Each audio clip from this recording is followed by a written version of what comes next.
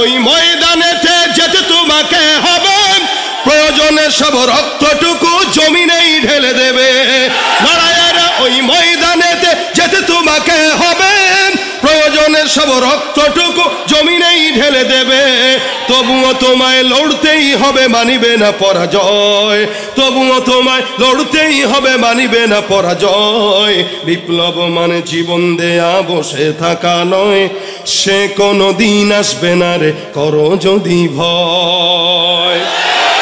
আসবে বিজয় রক্ত আর জীবনের বিনিময়, আসবে বিজয় রক্ত আর জীবনের বিনিময়। বিপ্লব মানে জীবন দেয়া বসে থাকা নয়, সে কোনো দিন আসবে না রে করো যদি ভয়। ঠিক কিনা? শাসনের নামে কেউ বা পিছছে মেহনতি জনতারে, ইমানের উপর আঘাত ওরা হানিছে বারে বারে। শাসনের নামে কেউ বা পিছছে মেহনতি জনতারে, ইমানের উপর আঘাত ওরা হানিছে বারে বারে। প্রতারণার ওই ফাঁদে পড়ে মোরা জীবন করেছি ক্ষয়, প্রতারণার ওই ফাঁদে পড়ে মোরা জীবন করেছি ক্ষয়। বিপ্লব মানে জীবন দেয়া বসে থাকা নয়, সে কোনো দিন আসবে না রে করো যদি ভয়। ঠিক কিনা? ভয় করব কাকে? যারা গোমূত্র খায় এরা আমাদের উপরে অত্যাচার চালানোর সাহস দেখায়। আমরা আলহামদুলিল্লাহ গোস্ত খাই। কি খাই? কি খাই? শক্তি আমাদের বেশি হওয়ার কথা। এদেশের হিন্দু মুসলমান আগেও এক ছিল, এখনো দেশ রক্ষার জন্য হিন্দু মুসলমান সবার যদি একসঙ্গে এক হাতে হাত মিলাতে হয় সেটা করতে আমরা রাজি আছি। কিন্তু কেউ যদি ইমানের উপর আঘাত দেয়, 4 মাস আগে দেশের জন্য লড়াই হয়েছিল, আবার প্রয়োজনে লড়াই হবে, কবে? সেটা হবে ইমান বাঁচানোর লড়াই। ঠিক কিনা? ইমান বাঁচানোর লড়াই আপনারা থাকবেন তো ইনশাআল্লাহ? আল্লাহ আমাদের ইমানকে কবুল করুক, জোরে বলেন আমিন। চতুর্দিকে চক্রান্ত চলছে, সুতরাং আমি তো গত 1 সপ্তাহ 10 দিন ধরে মনে মনে মন কলা খাচ্ছি যে আলহামদুলিল্লাহ যারা আসার চক্রান্ত করতেছে চট করে ঢুকবে অথবা চট করে এসে দেশের মুসলমানদেরকে মারবে, বর্ডারে যারা মুসলমানদেরকে সামনে নিয়ে বিভিন্ন বিশ্রীভালায় ভাষায় গালিগালাজ করছে, মুসলমানদের রক্ত পিপাসুর মতো তারা হায়নার মতো আমাদের দিকে ধেয়ে আসার চক্রান্ত করতেছে, আমরা বলবো তোমরা আসতে মন চাইলে আসো, আমরাও রেডি। কি বলেন? ঠিক না? মনে রাখবেন, গুনাহ করছেন অনেক, কোটি কোটি কোটি কোটি গুনাহ, প্রত্যেকটা গুনাহ। এই যে আমার আগে হযরত বলে গেছেন তওবা করলে অনেক সময় বান্দাকে জাহান্নামে যেতে হয়। মনে রাখবেন, এই যে বান্দা জাহান্নামে ঢুকবে একটা ভয় থাকে, একটা ভয় থাকবে না কেউ যদি শাহাদাতের মরণ অর্জন করে। কারণ শহীদ মরতে দেরি, জান্নাতে যেতে দেরি। এজন্য আমরা আলহামদুলিল্লাহ, এরা যদি আমাদেরকে জানের ভয় দেখায় আমরা বলবো ভাই তোরা আয়, আমাদেরকে শাহাদাতের রাস্তা একটু দেখায় দে। আমাদের ইমানের ধার কমে গেছে, তোমরা আসলে ইমানের ধারটা অন্তত বাড়বে। কি বলেন? ঠিক না? এই যে এখানে অনেক যুবকরা আছে, তাদের চুল ঠিক নাই, দাড়িও নাই, নামাজও পড়ে না, কিন্তু আপনি বলেন তো, আমার তো দিল বলে তার সামনে কেউ যদি আমার আল্লাহ, রসুল, ইসলামের বিরুদ্ধে এক বিন্দু কথা বলে ওর জিহ্বা ভিতরে রাখতে দিবে না। কি বলেন? আমরা নামাজে দুর্বল হতে পারি, আমলে দুর্বল হতে পারি, ইবাদতে দুর্বল হতে পারি, কিন্তু ইসলাম নিয়ে কটূক্তি করবো আমার সামনে দুর্বল মনে করো না। প্রয়োজনে জান দিব 1 কোটি বার, ইসলাম নিয়ে কোনো তামাশা সহ্য করা হবে না।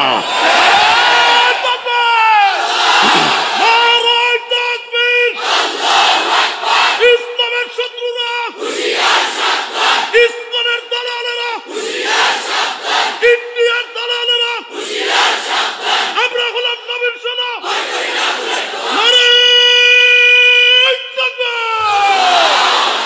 এটাই আমাদের পুঁজি। কি বলেন? অস্ত্রও নাই, ক্ষমতাও নাই, তবে পুঁজি আছে, সেটা ইমানের পুঁজি। এই ইমানের পুঁজি যাদের থাকবে বিজয় তাদেরই হবে। ঠিক কিনা? সুতরাং দুনিয়ার কোনো মানুষের পিছনে আর দৌড়ানোর দরকার নাই। অনেক দেখেছি, 16 বছর দেখেছি, হয়তো আবার সামনে কেউ আসলে তাদেরকেও দেখবেন শান্তি কোনো জায়গায় পাবেন না। কারণ যারা আসবে, যারা যাবে, সবাই একই। আল্লাহর ইসলাম ছাড়া, নবীর সুন্নাহ ছাড়া, শরীয়ত ছাড়া, খেলাফত ছাড়া শান্তি এদেশে আশা করা সম্ভব নয়, সম্ভব নয়। যাদের হাতে যায় ক্ষমতা, দেশ যেন বাপের ভিটা, রাখতে চেয়ার শুরু করে বিদেশিদের পাচাটা। বিদেশিদের কথা মতো চালায় ওরা নিজ নিজের দেশ। দেখতে দেখতে গোল্লায় গেল আমার সোনার মুখস্থ সব। দেখতে দেখতে গোল্লায় গেল, দেখতে দেখতে গোল্লায় গেল,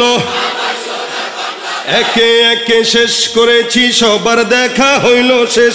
দেখতে দেখতে গোল্লায় গেল আমার, কেউ দিল না সবাই নিল, আমরা যে কলুর বলদ, সারা বছর নেয় না খবর, নির্বাচনে খুব দরদ।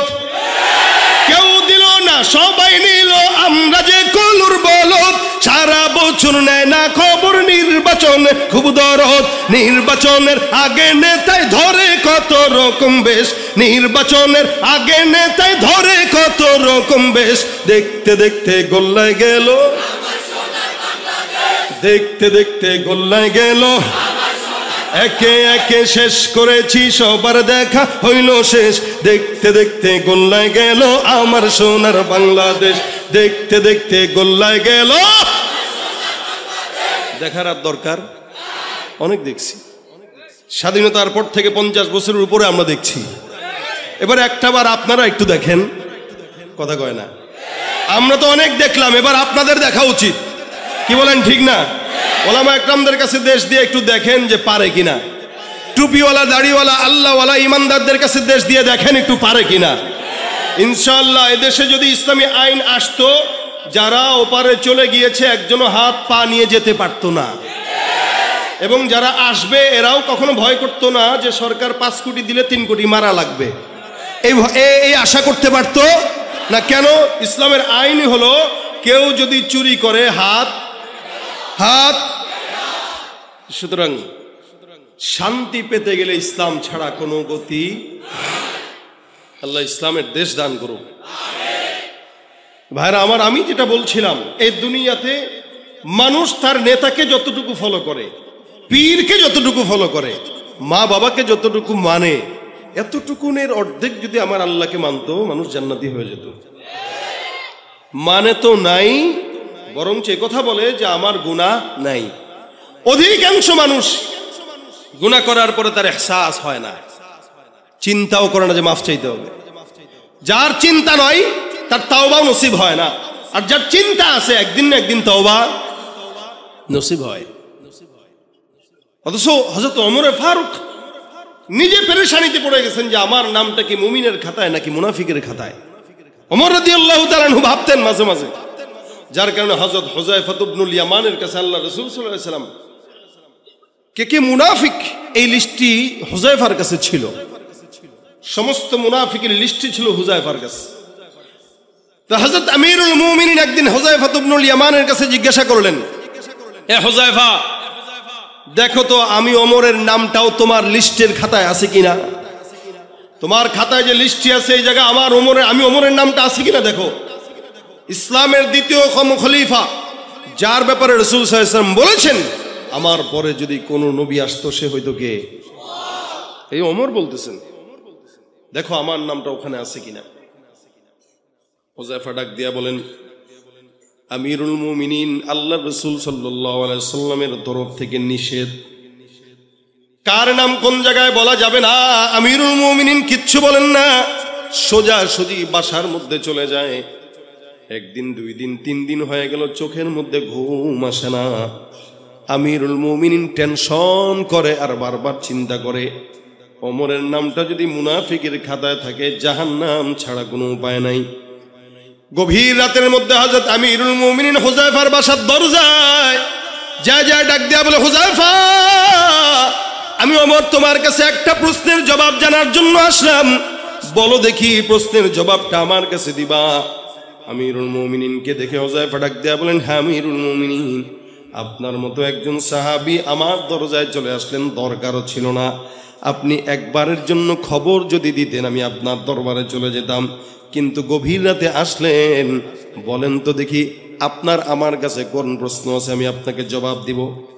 আমিরুল মুমিনিন ডাক দিয়া বলে, হুযায়ফা বলো, আমি ওমর যদি জমিন থেকে বিদায় হই তুমি আমার লাশের জানাজার নামাজটা পড়বা কিনা। আমিরুল মুমিনিনের মতো একজন এত শানওয়ালা সাহাবী বলতেছেন, হুযায়ফা আমার ইন্তেকালের পরে আমার লাশের জানাজার নামাজটা তুমি পড়বা কিনা কথা দাও।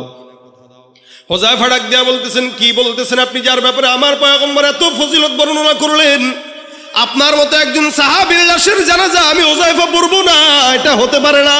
হে আমিরুল মুমিনিন, আপনি মনে রাখবেন আপনার লাশের জানাজা আল্লাহ পাক যদি আমাকে হায়াতের মধ্যে বাঁচান, আমি অবশ্যই অবশ্যই অবশ্যই আল্লাহর কসম আপনার লাশের জানাজা পড়ে সৌভাগ্যবান হব। আমিরুল মুমিনিন এবার আল্লাহর কাছে ডাক দেয়া বলে, আল্লাহ আলহামদুলিল্লাহ, আপনার জন্য শুকরিয়া, কৃতজ্ঞতা আপনার প্রতি রব। আমার প্রশ্নের জবাব হয়ে গেছে। হুযায়ফা ডাক দেয়া বলে, হুজুর বুঝলাম না, প্রশ্ন করার আগে আপনার হালত ছিল একরকম, এখন আরেক রকম। কি কারণে আপনি গভীর রাতে আমার কাছে প্রশ্ন করার জন্য আসলেন? ওমর ডাক দেয়া বলে, হে হুযায়ফা, আমি জানি পয়গম্বরের তোমার কাছে লিস্টি দিয়েছেন কে কে মুনাফিক, কে কে ইমানদার। তুমি সেদিন আমার কাছে আমার নামটা মুনাফিকের খাতায় আছে কিনা এটা বলো নাই। আজকে আমি তোমার কাছে জিজ্ঞাসা করতে আসলাম, আমার নামটা কি মুমিনের খাতায় নাকি মুনাফিকের খাতায়? আমি জানি তুমি হুযায়ফা সব যেগুলো মুনাফিক আছে একটারও লাশের জানাজা তুমি আদায় করো না। আমি জানি তুমি মুনাফিকের নামাজ পড়ো না, জানাজার নামাজ আদায় করো না। আমি ওমরের লাশের জানাজার নামাজ যেহেতু তুমি পড়বা, আমার কাছে স্পষ্ট হয়ে গেল, তার মানে আমি ওমরের নামটা মুনাফিকের খাতায় নাই, মুমিনের খাতায়। আমিরুল মুমিনিনের মতো লোক পেরেশানি করে আমি মুমিন নাকি মুনাফিক টেনশন। এ ভাইরা, আর আমরা বলি আমাদের গুনাহ নাই, অথচ আল্লাহ পাক রব্বুল আলামিন নবীদেরকে মাসুম বানাইলেন। নবীরা নিষ্পাপ, সাহাবীরা নিষ্পাপ, নবীদেরকে আল্লাহ পাক রব্বুল আলামিন মাসুম বানাই দিলেন। সাহাবা আজমাইনদের যদিও কিছু ভুল হয়ে গেছে, আল্লাহ ওগুলা মাফ করে দিয়েছেন। যার কারণে আমার আল্লাহ বলেন, রাদিয়াল্লাহু আনহুম ওয়া রাদু আন, তারাও খুশি আমরাও খুশি। তার মানে যাদেরকে আল্লাহ পাক রব্বুল আলামিন সন্তুষ্টির কথা বলে দিয়েছেন, প্রত্যেকটা সাহাবীকে দুনিয়ার জমিনে থাকতেই জান্নাতের সনদ দিয়েছেন। সুবহানাল্লাহ। তার মানে নবীরা কি বলেন বলেন, সাহাবা একরাম কি? রাসূল সাল্লাল্লাহু আলাইহি ওয়াসাল্লাম বলেন, যারা তাবেঈ আমার সাহাবীকে যারা দেখেছে আল্লাহ পাক রব্বুল আলামিন তাদেরকেও ক্ষমা করে দিবেন।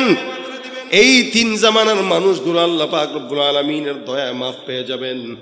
কিন্তু ওখান থেকে নিয়ে এখনো পর্যন্ত যত মানুষ জমিনে আসবে আর যাবে, ওই মানুষগুলাই আল্লাহর তত নিকটে যারা অতীতে গত হয়ে গেছে। এই কারণে আমার আল্লাহ পাক ডাক দেয়া বলেন, ওয়াস-সাবিকুন আস-সাবিকুন উলাইকাল মুকাররাবুন ফি জান্নাতিন নাঈম সুল্লাতুম মিনাল আউয়ালিন ওয়া কালিলুম মিনাল আখিরিন।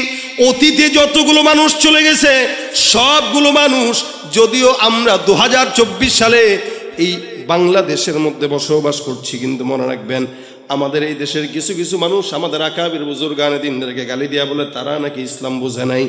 মনে রাখবেন তার কথা অনুযায়ী আমাদের আকাবির বুজুর্গানে দিনরা যদি ইসলাম নাও বুঝে আপনার কথা মতো, তারা আল্লাহর জান্নাত বুঝে জান্নাতে চলে গেছে, আর আমরা বেশি বুঝার কারণে জাহান্নামী হয়ে তারপরে মারা যাই, ঠিক কিনা?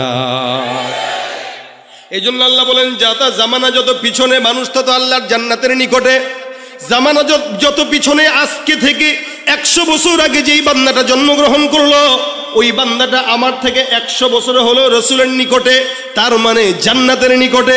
যেই ব্যক্তিটা আজ থেকে 500 বছর আগে জমিনে আসছে, ওই বান্দাটা আমার পয়গম্বরের 500 বছরের নিকটে, আমার থেকে 500 বছর আগায়া। অর্থাৎ আজকের সন্তানটাও আগামীকালের সন্তান থেকে একদিন হলেও রসুলের নিকটে। আবার 10 বছর পরের সন্তানটা আজকের সন্তান থেকে, নবীর থেকে 10 বছর পিছায়া। এই কারণে জামানা যত পিছনে মানুষ তত জান্নাতের নিকটে, জামানা যত সামনে মানুষ তত জাহান্নামের নিকটে। চিন্তা করে দেখেন তো, আজ থেকে 30-40 বছর আগের, 50 বছর আগের কথা যদি বলি, আমাদের এলাকায় আমরা আমাদের মাদেরকে দেখতাম, খালাদেরকে দেখতাম, রাস্তাঘাটে গ্রামগঞ্জে দেখতাম, যখন নাকি কোনো মুরব্বী মহিলা রাস্তা দিয়ে হাঁটতো, পরপুরুষ দেখার সাথে সাথে ঘন্টাটা দিয়ে কোনো বিল্ডিং এর আড়ালে যায় লুকায় যাইতো। কি এখনো আছে এটা? একদম নাই বললেই চলে। দুই একটা দেখা যায় যারা করে, ওরাও দেখবেন বয়স তার 80 অথবা 70। এক সময় দেখতাম যখন নাকি মানুষ আসতো সামনে, আমাদের মা বোনেরা গাছের আড়ালে লুকাইতো, মসজিদে লুকাইতো, পুকুর পাড়ে লুকাইতো, কোনোভাবে যেন কোনো পরপুরুষ না দেখে। এমনকি নিজের জামা পর্যন্ত উঠানের মধ্যে নাড়তে দিত না, যাতে কোনো পরপুরুষ আমাদেরকে না দেখে। হে মুসলমান নবীর উম্মত, আজকেল থেকে 10 বছর 20 বছর 30 বছর আগে আমার দেশে এমন পর্দা ছিল, কিন্তু বর্তমান জামানায় নারীদেরকে আপনারা যদি দেখেন, রাস্তাঘাটে নারীরা হাঁটে, পরপুরুষ দেখলে ওড়না ঢালবে তো দূরের কথা, বুকে যেটা থাকে সেটাও একবার সরায়া দেখায়া দেয়। আর সব জায়গায় তো নারী আছেই, আলহামদুলিল্লাহ, ইল্লা মাশাআল্লাহ, ভালো নারী তো আছেই, তাই না? ভালো আছে, তবে খারাপের সংখ্যাই বেশি। মার্কেটে যাবেন নারী, বাজারে যাবেন নারী, সংসদেও ছিল নারী, সংসারেও নারী, সব জায়গায় নারী। আমরা ঘর জামাই হয়ে বসে আছি শ্বশুর বাড়ি, কথা ঠিক কিনা জোরে কন? আর এই নারীদেরকে, অবলা জাতিদেরকে সমান অধিকারের নামে একদল রাস্তায় নামায় দিয়েছে। এখন নারীরা আমরা নারী, আমরা সব পারি। প্লেনও চালায়, অটোও চালায়, হুন্ডাও চালায়। এক সময় দেখতাম পুরুষরা হুন্ডা চালাইতো, নারীরা পিছনে বসা থাকতো। এখন নারীরা চালায়, পিছনে পুরুষ বসা থাকে, কথা ঠিক কিনা? এখন আর পুরুষরা বিয়ে করে না, পুরুষরা বিয়ে বসে, নারীরা বিয়ে করে। কি ঠিক নেই? হুজুর, আমি আমার জামাইরে তালাক দিছি, তালাক হয় নাই, বুঝছেন? আরে ভাই, আপনারা শুনছেন এই সমস্ত ফতোয়া ইফতা বিভাগগুলোতে আসে, নারী স্বামীরা তালাক দেয়, তার মানে নারী স্বামীরে বিয়ে করছে। যেই পুরুষে আগে বিয়ে করতো, এখন পুরুষ বিয়ে বসে, নারী বিয়ে। নারী স্বাধীনতার নামে এলো কলঙ্কের জোয়ার, নারী স্বাধীনতার নামে এলো কলঙ্কের জোয়ার, একি নারীর অধিকার কখন জানি শেষ হবে এই অশ্লীলতা। ওয়ার্ড কমিশনার থেকে ইউনিয়ন পরিষদে, ক্রমান্বয়ে দেখো রে ভাই একেবারে সংসদে, নারী থাকবে সুখের ঘরে, এত কষ্টের কি দরকার, একই নারীর অধিকার কখন জানি শেষ হবে এই অশ্লীলতার। ঠিক না? স্বাধীনতা আসলে ইসলাম নারীদেরকে সমান দিছে না বেশি দিছে?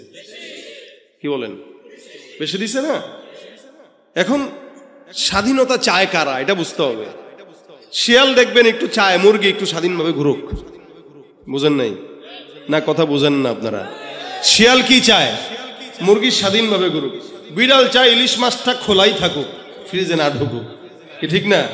ফ্রিজে ঢুকলে খাইতে পারবে না। শিয়ালও বুঝে যে মুরগি ঘরে থাকলে আর খাওয়া যাবে। ঠিক আমার বাংলাদেশে লুচ্চা বদমাশগুলো চায় নারীরা স্বাধীন থাকুক, ঠিক কিনা জোরে কয়? কারণ নারী যত স্বাধীন এরা তত স্বাধীন, নারী যত স্বাধীন তারাও তত। আসলে ইসলাম নারীকে স্বাধীন সমান নয়, বেশি দিয়েছে। এটা না বুঝার কারণে আমাদের নারীরা বিপদে পড়তেছে।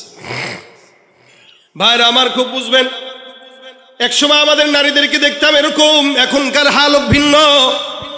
আমি আমার নিজের ছোটবেলার কথা যদি বলি, একসময় গ্রামগঞ্জে আমরা দেখতাম আমাদের মারা, আমাদের খালারা, আমাদের বাবারা, আমাদের দাদারা সকালবেলা ঘুম থেকে জেগে সূরা ইয়াসিন তেলাওয়াত না করে কোনোদিন ঘরের কাজে হাত দিত না। বিকেলবেলা সূরা ওয়াকিয়া, রাত্রিবেলা সূরা মুলক তেলাওয়াত করতো। প্রত্যেকদিন কমাস কম 3-4 বার তেলাওয়াত করতো। ঘুম পাড়ানোর সময় লা ইলাহা ইল্লাল্লাহ জিকির করে করে আমাদের মারা আমাদেরকে ঘুম পাড়াইতো। আমার এখনো মনে আছে, সকালবেলা যখন ঘুম থেকে জাগতাম ছোটবেলায়, আমার ঘুম থেকে জাগতাম আমি আমার বাবার কণ্ঠের তেলাওয়াতের আওয়াজে। আমার বাবা আলেম না, যেমন মোহতামিম সাহেবের বাবা অনেক বড় আলেম, যার কারণে উনিও আলেম। আমার বাবা সাধারণ মানুষ, সারা জিন্দগি প্রায় 40 বছর সচিবালয়ে চাকরি করছেন। তবলিগের মেহনতের কারণে আমাকে আলেম বানাইছেন। কিন্তু আলহামদুলিল্লাহ, আমি মাঝে মাঝে বলে আমার চাইতে আমার বাবার আমল 100 গুণ বেশি। আমি ছোটবেলায় আমার বাবাকে দেখছি, এখনো পর্যন্ত দেখি 76 বছর হয়ে গেছে। 5 ওয়াক্ত নামাজ আজানের 10 মিনিট আগে মসজিদে যায়। আমার বাবা এমন একজন বান্দা, যে বান্দাটা মসজিদে সবার আগে ঢুকে, বের হয় সবার শেষে। এটা আপনার বাবার সঙ্গে আপনি মিলায় দেখেন, তার সাথে আপনার আমলের মিলবে না, সে উপরে আপনি নিচে। কারণ সে যে আমার রাসূলের জামানার নিকটে। এক সময় আমাদের ঘুম ভাঙতো, আমার ঘুম ভাঙতো আমার বাবার কোরআন তেলাওয়াতের আওয়াজে, আমার ঘুম ভাঙতো আমার মায়ের জিকিরের আওয়াজে। আর বর্তমান সন্তানদের ঘুম ভাঙে মা বাবার মোবাইল, ফেসবুক আর ইউটিউবের আওয়াজে। বাস এত জোরে আওয়াজ দিলেন, তার মানে এটাই বাস্তব, ঠিক না? সব জায়গায় হালত এক। মাও ঘুমের আগে মোবাইল দেখে, বাবাও ঘুমের আগে মোবাইল দেখে। সন্তান তাকায় দেখে কিরে, মাও মোবাইলের দিকে, বাবাও মোবাইলের দিকে। ঘুম থেকে তাকায় দেখে মাও মোবাইল চালায়, বাবাও মোবাইল চালায়। এই কারণে 5 বছরের সন্তানটাও মোবাইলের আবদার করে বসে, ঠিক কিনা? এটা হলো জামানার পরিবর্তনের হাল। এই কারণে গুনার আসবাবে মাসিয়াটাও বেশি, এমন বেশি বেশি আসবাব, গুনাহের আসবাব। আল্লাহ পাক রব্বুল আলামিন বলে, এই জামানার মধ্যে এত গুনাহ যখন হয়ে যাবে, তখন বান্দাদেরকে আমি আল্লাহ পাক রব্বুল আলামিন একদম নিরাশ না করে বান্দাকে আমি আল্লাহ বললাম, এ বান্দা, ফাকুল তুস্তাগফিরু রাব্বাকুম ইন্নাহু কানা গফফারা। বান্দা ইস্তেগফার করো, নিশ্চয়ই আল্লাহ তিনি ক্ষমাশীল। আপনার আমার মায়ের চাইতে, বাবার চাইতে আমার প্রতি আল্লাহর ভালোবাসা বেশি না কম? আরে বেশি বলেই তো আল্লাহ পাক আমাদেরকে এখানে বসায় রাখছেন। কি বলেন? কথা বুঝে না এরা? ও ভাই, এই যে আমরা বসলাম, আল্লাহ আমাদেরকে মহব্বত না করলে আসতে পারতাম? হ্যাঁ? আতা ইবনে আবি রবাহ রাহমাতুল্লাহ আলাইহি, আপনাদের সূত্র একটা কথা মনে আসছে তাই বলতেছি। আতা ইবনে আবি রবাহ বিখ্যাত একজন তাবেঈ ছিলেন। উনি একবার রাত্রিবেলা তাহাজ্জুদের সময় উঠে দেখেন উনার দাসী তাহাজ্জুদের নামাজে বসা, বসে বসে দোয়া করতেছে, আল্লাহ তুমি যে আমারে ভালোবাসো, এই বিনিময়ে আমাকে ওই জিনিসটা দাও। আল্লাহকে মুনাজাতে বলতেছে, আল্লাহ তুমি যে আমাকে ভালোবাসো, এই বিনিময়ে ওইটা দাও। এটা হলো মেয়েদের স্বভাব। দেখবেন মেয়েরা স্বামীর এই কোটের বুতাম লাগায় দিবে, পাঞ্জাবের বুতাম লাগায় দিবে, আর বলবো জান, বলে কি তুমি আমার ভালোবাসো না? বাসি তো, বাসলে আমি একটা জিনিস চামু দিবেন। চাওয়ার লাগে ভালোবাসার সঙ্গে কি মিল আছে? না বলেন না, ভালোবাসেন তো, বাসেন তো, বাসেন তো, কন না, কন না। এর পোলাপান মানুষ এগুলো বুঝবে না, কারণ এগুলো অধিকাংশের বউ নাই। কি তোমরা চাও বউ হোক নাকি? বয়সও হোক। কারা কারা বিয়ে করে নাই? হাতটা তুলো দেখি। বিয়ে করে নাই কারা কারা? কারা কারা করে নাই? হ্যাঁ, এই কয়জনই? আওয়াজ হোক, নারায়ে তাকবীর। এই আওয়াজে বউ জুটবে না। লিল্লাহে তাকবীর। হ্যাঁ, এবার জুটার ইচ্ছা আছে, আশা আছে। আল্লাহ জুটায় দেখ, বয়স হইলে, এখন না। সবই বুঝে। তাই একটা বিবিদের আদত হইল স্বামীদেরকে এভাবে বাইস্ট করে, এই আপনি আমার মহব্বত করলে ওইটা দেন, ওইটা দিয়েন, ওইটা দিয়েন। আতা ইবনে আবি রবাহের দাসী বলতেছে, আল্লাহ তুমি আমার মহব্বত করো, মহব্বতের বিনিময়ে ওইটা দাও। আতা ইবনে আবি রবাহ ডাক দেয়া বলতেছেন, কি বলতেছে উল্টা পাল্টা, বরঞ্চ এই কথা বলো যে আল্লাহ আমি তোমারে মহব্বত করি, এই বিনিময়ে ওইটা দাও। দাসী বলতেছে, হুজুর না না না না, আমি আল্লাহরে কি মহব্বত করি, আমি আল্লাহরে ভালোবাসি না। মানে কি? আমার দিল এতটুকু, আমি কেমনে আল্লাহরে ভালোবাসবো? আর আল্লাহ পাকের দিলের সীমা নাই, তা আল্লাহর মহব্বতের সীমা নাই। সুবহানাল্লাহ কয় না? আমি এই জন্য বললাম, আল্লাহ তুমি আমার যে মহব্বত করো, এই মহব্বতের উসিলা দাও। কেন বলছি জানেন? আতা ইবনে আবি রবাহ বলে, কেন বলছো বলো? যে চতুর্দিকে তাকায় দেখেন তো কত বাড়ি ঘর আছে। বলে দেখলাম, প্রত্যেকটা বাড়ি ঘরের মানুষগুলো ঘুমন্ত। আল্লাহ পাক এতগুলো মানুষের মধ্যে আমাকে যে মহব্বত করেন, এটার আলামত হইল আমাকে গভীর রাতে উঠায়া যায় নামাজে বসায়া তার কদমে সেজদা দেওয়া দিয়েছেন। তা হাজার হাজার মানুষ আপনাদের তজুমুদ্দিনে আছে না? তো সবাই কি মাহফিলে আসছে? আরো অনেক মানুষ আসছে এখনো চটপটির দোকানে। এরে আল্লাহ আনছে, কিন্তু ভিতরে ঢুকায় নাই। আল্লাহ কত, তোর সীমা এতটুকুই, তুই এর বেশি যেতে পারবি না। আর আপনাকে আমাকে কান ধরে যে বসাইছে, আল্লাহ কত, তুই বসেই থাকবি, কারণ তোরে আমি মহব্বত করি। তা আল্লাহ আমাদের মহব্বত কতটুকুন করেন? রাসূল বলেন, মহব্বত, প্যার, ভালোবাসা, মায়া, এটা যখন আল্লাহ পাক বানান 100 ভাগে ভাগ করেছেন। কয়শো? আল্লাহ নবী বলেন 100 ভাগে ভাগ করার পর 1 ভাগ মহব্বত সারা জমিনের মধ্যে আল্লাহ পাক ছড়ায় দেয়। ইনসান, জিন্নাত, ফারিস্তা, মাখলুকাত সবার মধ্যে 1 ভাগের কিঞ্চিত মহব্বত নিয়ে সন্তানের প্রতি মা বাবার মহব্বত যদি এত হয়, 1 ভাগের কিঞ্চিত মহব্বত নিয়ে বিবির প্রতি স্বামীর মহব্বত যদি এত হয়, আমার নবী বলেন বাকি থাকলো কয় ভাগ? 99 ভাগ। রাসূল বলেন বাকি 99 ভাগ মহব্বত শুধুমাত্র আল্লাহ বান্দাকে ক্ষমা করার জন্য আল্লাহর দিলে রেখে দিয়েছে। তুমি পারো করতে মোচন অভাব দুঃখী লোকের, তুমি পরম মুক্তি দাতা মালিকে জগতের।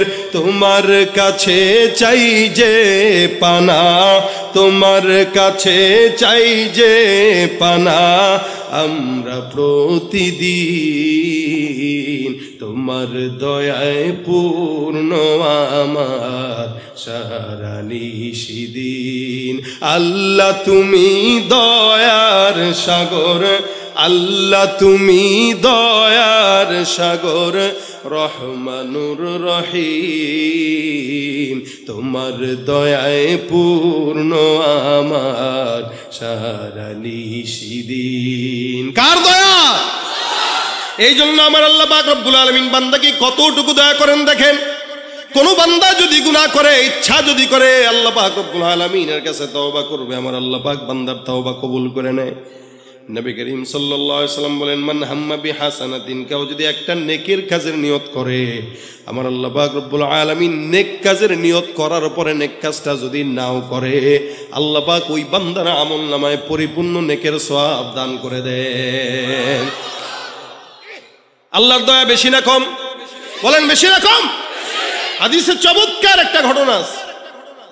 রাসূল করিম সাল্লাল্লাহু আলাইহি ওয়াসাল্লাম বলেন, একজন বনি ইসরাইলের লোক, বনি ইসরাইলের জামানার একজন বান্দা একটা নয়, দুইটা নয়, তিনটা নয়, 99টা খুন করছে। কয়টা? 99টা খুন করার পর এই বান্দার দিলের মধ্যে আসলো, আল্লাহ আল্লাহ যদি আমাকে মাফ করে তওবা করব। খুঁজতে খুঁজতে একজন লোকের কাছে যায়, ডাক দেয়া বলে, ভাই 99টা খুন করলাম, আল্লাহ পাক রব্বুল আলামিন আমাকে মাফ করবে কিনা? যেই বান্দার কাছে গেছে ওই বান্দাটা হলো আবেদ। ভাই আবেদ আর আলেম বুঝেন আপনারা? আবেদ মানে যে ইবাদতকারী, আলেম মানে যে জ্ঞানী। ইবাদতকারী একজন বান্দা আলেমের চেয়ে দামি না কম দামি? আবেদ আবেদ আবেদের দাম বেশি না আলেমের দাম বেশি? বলেন বলেন। আলেমের দাম বেশি। 1000 আবেদ একজন আলেম সমান, কারণ আবেদে ইবাদত করে না বুঝা, আর আলেমে যতটুকু করে ততটুকু বুঝে করে। এক ফিকাল আমলুল কলিল, অল্প আমল নাজাতের জন্য যথেষ্ট হয়। সুবহানাল্লাহ কয় না এরা? এই যে যারা বুঝছেন এরা কইছেন, যারা বুঝেন নাই তারা বলেন নাই কেন? বলে যে বুঝছে সে কইছে। সে বুঝছে কিভাবে? একবার সুবহানাল্লাহ বললে জান্নাতে একটা গাছ লেগে যায়। এখন যারা বলছেন একটা লেগে গেছে, এখন যারা বলছেন আরেকটা লেগে গেছে, আবার লেগে গেছে, আবার লেগে গেছে। যত বলবেন ততই। রাসূল বলেন, কত বড় গাছ, একটা দ্রুতগামী ঘোড়া যদি 100 বছর দৌড়ায়, এই গাছের গোড়াটাও শেষ করতে পারে না। বুঝলে ঠিকই গলা ছাড়েন, না বুঝলে ছাড়েন না, এলো বিষয়। এ আবেদের কাছে গেছে। আবেদ যে বুঝে ইবাদত করে না, না বুঝে কি করে? ইবাদত করে। আমি জুমার নামাজ পড়াইতেছি এক মসজিদে, তো বয়ান যখন করতেছি হুট করে একজন লোক ঢুকছে ভিতরে, মানে পিছন থেকে মানুষের গা টপকায় টপকায় সামনের কাতারে আসছে। বুঝেন কথা?